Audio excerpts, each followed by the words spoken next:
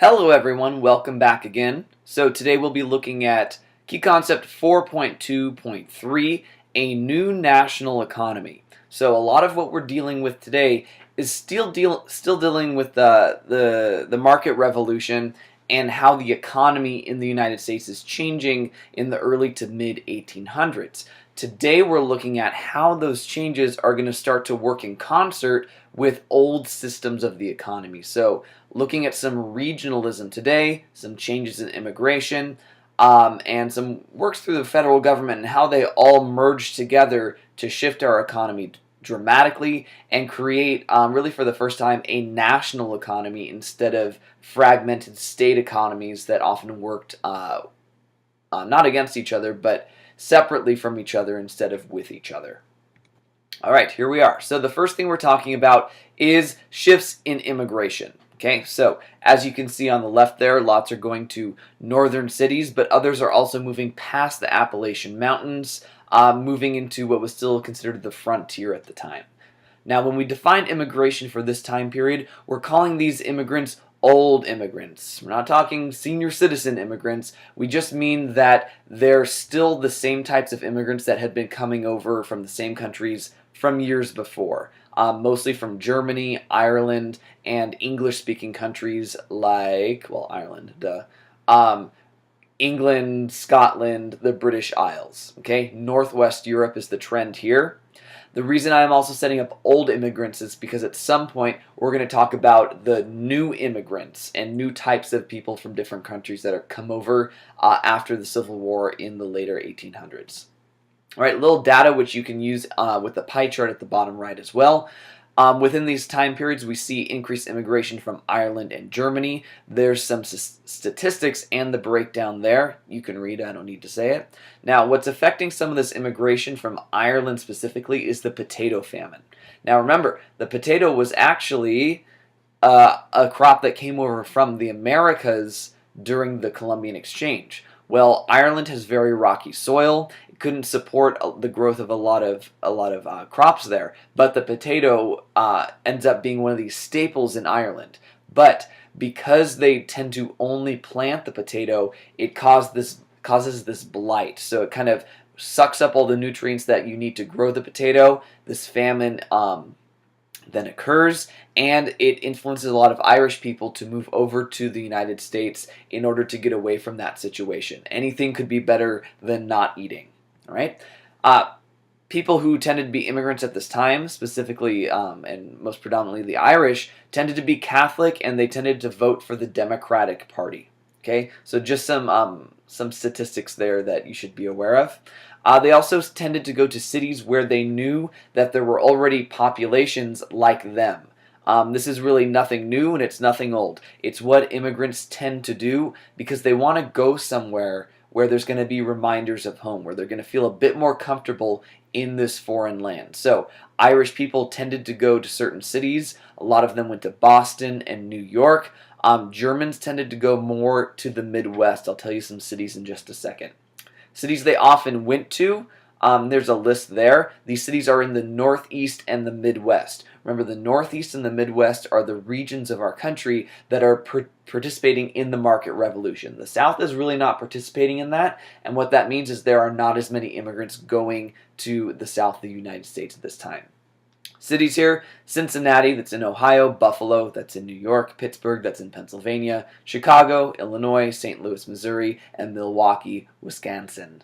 Right? All these get kind of these ethnic groups from immigrants during the time period, and many of these cities today still have a lot of pride in their immigrant past and that type of heritage. Now, because the key concept mentions it, I'll mention a little bit, is westward migration was occurring at this time as well. Some were immigrants, many more were native-born Americans. I don't mean Native Americans, I mean people, white people who were born in America looking to get land and looking to move west. So there's some numbers right there. 4 million Americans moved west within the first 40 years of the 1800s. And as they moved to different areas, that influences the growth of regional cultures. Initially, these cultures existed kind of on this frontier, rugged mentality. So think like, Davy Crockett, Daniel Boone, kind of this idea of kind of living in a very inhospitable environment, having poor relations with the natives. Eventually, as the natives get driven out, that kind of ruggedness remains even as the societies become increasingly similar to what existed more on the East Coast and in more settled areas.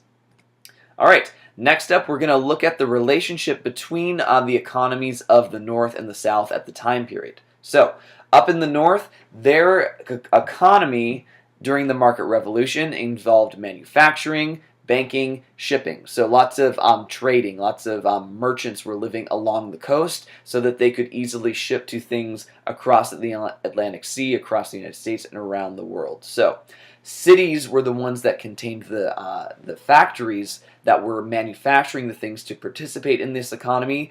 Also, the major cities that had existed for a long time, so New York, Philadelphia, Washington, D.C., Baltimore.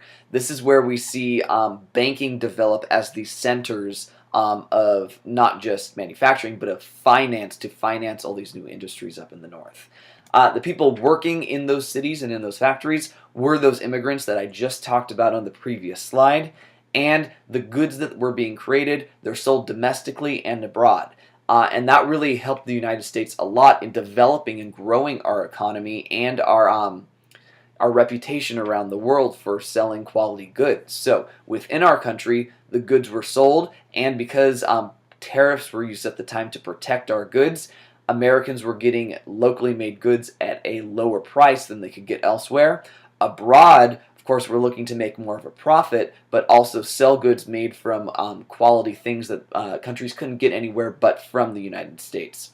The 1800s is when the U.S. doesn't really build as a political world power on this world stage, but we do build as an important economic power around the world because we are such a widespread country with lots of different regions, lots of different climates, which means lots of different goods.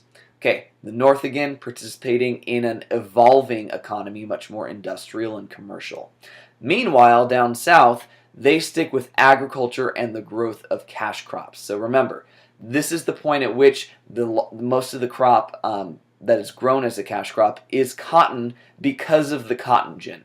Already talked about this with Eli Whitney before, how it works. It enables cotton to easily be separated and processed with the fibers to make it actually usable. Okay, it was not used as a cash crop before because it was so difficult to separate the fibers from the husk and the seeds.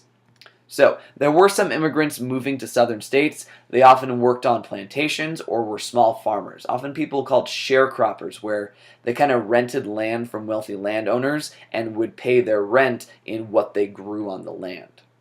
Right?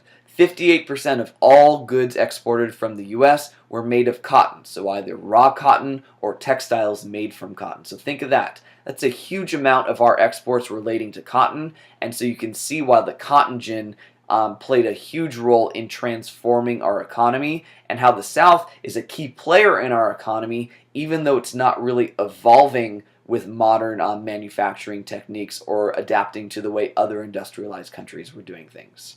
So when we combine these two things, we get a national economy. I want to separate this because before we were much more fragmented. States were concerned about their own business, their own industries, but now that the North and the South kind of have converging goals of what they're trying to do, the South trying to sell cotton, the North needing cotton to make into textiles, this is going to pair really well and develop us as a country economically. Cotton grown in the South, sent to the North to be made in textiles. Just said that. A term you can use for this is neo-mercantilism. Now, if you remember mercantilism from before, it's the idea of the colonies should only be trading with the mother country so they serve each other. But neo-mercantilism is this idea of different regions serving each other, becoming one national economy. Okay? So they rely on each other. So the growth of one region helped the other one grow as well, in the same way the triangle trade helped Britain grow as an empire and helped the colonies grow economically as well. This is something you really need to know. The U.S. could not have become the economic power it became without neo-mercantilism in place. The South and the North despite sort of differing regionally and having different identities, leading to our sectional divide just before the Civil War, they also relied upon each other. And that's one of the things that made the Civil War so contentious, but also that made it so it was pushed off for so long because they needed each other to survive. Okay, next up we're going to take a little bit of a closer look at what Southern society was like at the time, so you understand why the South kind of got caught up in the system and did not change as the North was changing at the time. So, remember, European countries and the North are trying to limit slavery's role, mostly because they didn't need it economically before. The North has an industrial economy. Europe has an increasingly industrial economy. So what that means is they don't grow cash crops. They don't need, this huge amount of free labor to do the work for them. Meanwhile, in the South, I feel like that's my catchphrase at this point, the growth of slavery really goes unchecked, especially as the South expands and gets more states.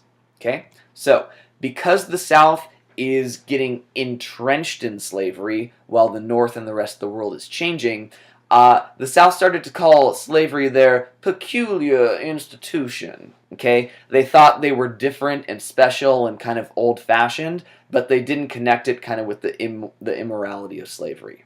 Okay? But as the rest of the world changed, it became very difficult for them to defend slavery as they got more sort of dependent upon it. Meanwhile, the rest of the world is changing. It became they couldn't use their old arguments, and we're going to talk later about how their arguments had to change. All right, so what did this Southern slavery, Freudian slip, Southern society look like at the time? At the very top were the planter elites. Now, they were ones that had been in power and had land all the way back since colonial times. So, in the Chesapeake region, South Carolina, and Georgia are where the richest of the plantation owners lived. And they started to view themselves as essentially an aristocracy. So, aristocracy are like, the House of Lords and that whole system in the United Kingdom. They said, well, we have land, people work our land, we live a very lavish lifestyle, but there's kind of some paternalism in there too, where yes, we're very rich and powerful, but we also use that power to, help others out below us. That's what they told themselves. Okay? So, if like Gone with the Wind in the first half of the movie, that system you see with Scarlett O'Hara and that kind of society, that's how they saw themselves.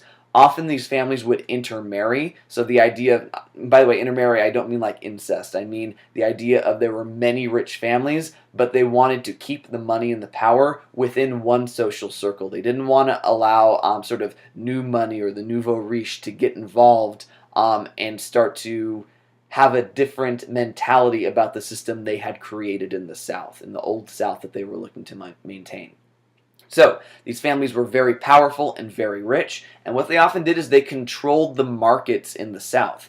What this means is they would have many children, and of course the eldest son is going to inherit the plantation and be wealthy that way, but if there's other sons, those sons need jobs to contribute and maintain the system. What often happened is those sons would get positions as lawyers and then go into politics so that the whole South was aligned with each other. The laws were being made to help the planter elite, who would also have lawyers to defend them with these laws in place. They were also involved in banking in the South to make sure that loans went the way that they wanted them to go.